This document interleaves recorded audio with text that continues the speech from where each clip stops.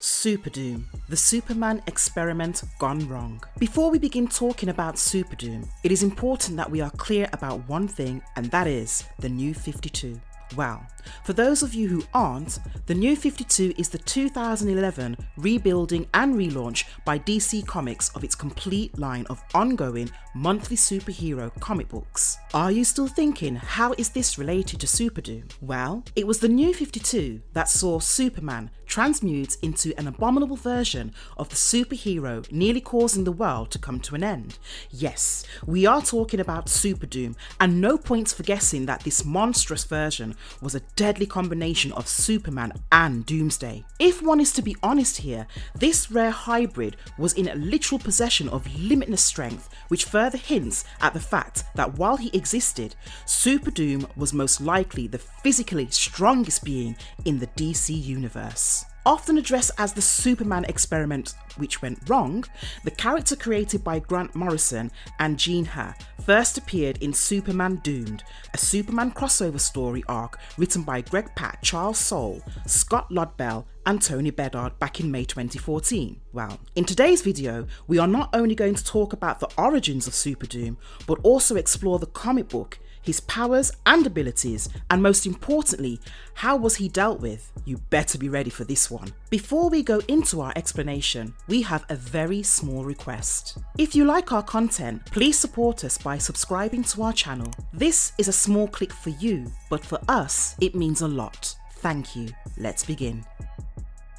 How did it all start? Post coming back from a trip to Tibet, the trio of Clark Kent, Lois Lane and Jimmy Olsen were able to build a machine using sound vibrations with the sole purpose of bringing ideas to life. But with their budget running out, they were left with no other option but to look for corporate backing, and eventually signed over the control of the device to a company called Overcorp. However, unbeknownst to the trio, the company had its own plans. Overcorp ended up twisting the Superman concept, which initially meant a thought-powered redeemer capable of saving the world, into a living embodiment of the company's warped corporate creed, its very own version of Superman, or let's say, the horror that is otherwise known as Superdoom. As a self-proclaimed killer franchise, Superdoom soon became unstoppable, and Overcorp effectively took over the world, with Superdoom's distinctive logo everywhere. Driven by Overcorp's corporate directives to obliterate every feasible form of competition, Superdoom entered the bleed with an objective of going after its creators as well as to slay every alternate version of Superman. Post-annihilating numerous parallel planets and slaughtering several Supermen and Superman analogues such as Optiman, the leader of the Justice 9, and the chibi Superman of Earth 42 to name a few, Superdoom was ultimately successful in hunting down his creators. Let's not disregard the fact that he also killed Jimmy in the process and mortally wounded Clark too. However, with the intervention of Kal-El, the Superman of Earth 23, who joined hands with Lex Luthor, Superdoom was temporarily stranded between the universes so as to not inflict further damage. We are emphasizing on the phrase temporarily stranded because under the direction of Vindictivix, an unsuspecting Lex Luthor eventually called for Superdoom to prime Earth as a final doomsday weapon to be used against Superman, along with the members of his revenge squad. What ensued was a violent fight, and while Superman did manage to get the better of Superdoom, the latter post his defeat converted into an explosive device. Thanks to Superman being able to take it all the way up to the dark side of the moon right before it exploded, thus exterminating Superdoom once and for all. How did Superman become Superdoom? It all began with the people of Smallville getting attacked by a mysterious force that leaves a big chunk of them in a state of coma. Furthermore, without anyone's knowledge, Lois Lane was discreetly put under the mind control of Brainiac. All of this was done as a setup, staged for Superman's confrontation with Doomsday, the latter, for your information, having escaped from the Phantom Zone. Post hearing reports about the re-emergence of Doomsday and how he had attacked a remote island, Superman confronted his nemesis and discovered that the latter had developed some kind of virus in his blood, one that would incinerate anything within 100 yards of him. Now, with Superman being the only one powerful enough to stay within close proximity and resist contact with the virus, somehow managed to lure Doomsday into the outer space and have a face-off with him there alone to evade more collateral damage. However, the confrontation landed the duo back in Smallville, where Superman eventually ripped Doomsday in half and also ended up inhaling all the toxins that were released from the hulking body of Doomsday so as to prevent them from spreading around the world. Soon afterwards, Superman learned that the toxins have not only transformed his DNA, but have also left him vulnerable to apparently angry and violent outbursts.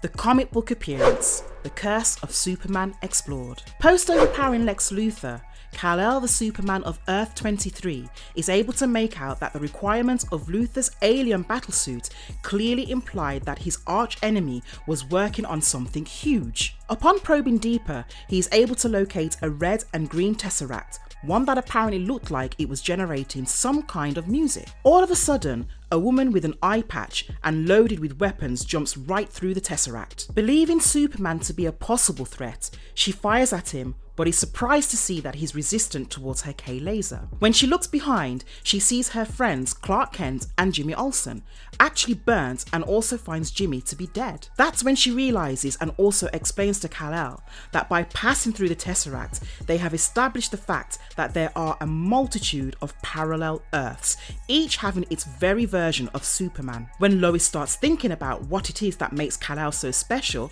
the latter tells her about his world, Krypton, about his parents Jor-El and Lara, and how his parents had sent him to Earth by putting him inside a prototype rocket when he was literally a baby. As an infant, Kal-El was found by a loving family on Earth, and he eventually grew up as Calvin Ellis, later becoming the President of the United States of America and Superman. Looking at Clark, Lois explains to Kal-El that there won't be any time to save him because something seems to be following them.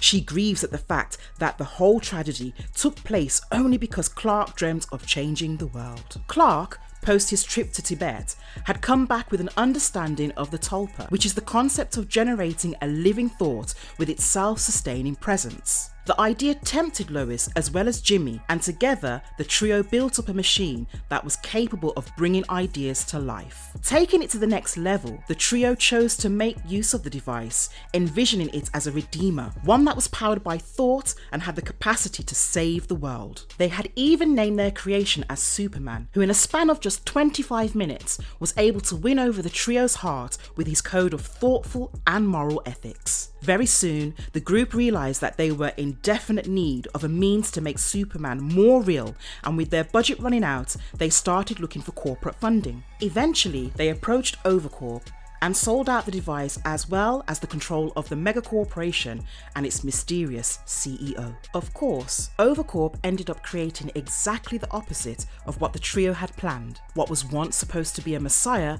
was altered into a brutal, faceless anti-hero, leading to the new Superman becoming an internationally recognised brand and extensively used by Overcorp to take over the world. In the meantime, Clark, upon realising that their machine could tap into the sounds coming from what had to be the other universes, managed to jump between the worlds along with Lois and Jimmy. However, the Superman that they created in the first place was now on a mission to hunt them down. The new Superman would not just pursue them, but would also cause unthinkable, disastrous devastation in every new world. So much so that Lois had actually been a witness to Superman slaughtering as well as devouring a Superman analogue from another Earth known as Optiman. Lois has barely finished narrating her story when the new Superman is seen emerging from the Tesseract, and when he finally appears, he states his object: to kill his creators. Kal-El vows to put an end to Superdoom right there and then. Kal-El begins to attack Superdoom, post asking Brainiac to cover for him at the White House. No points for guessing that he gets beaten Toxin backed by the monstrous Superdoom. Realizing that there only happens to be one person who will be more than happy as well as equipped to fight Superdoom, Kal-El reaches out to Lex Luthor. Together, they are able to knock Superdoom into the Tesseract and strand him there between frequencies. Later, the Justice League arrive to clean up the mess and also probe deeper into the mysteries of the transmitter Symphonic Array. Kal-El provides Lois a place to stay in his very home and promises to cure Clark. The comic ends with Lois commenting that Kal-El might just be the right Superman.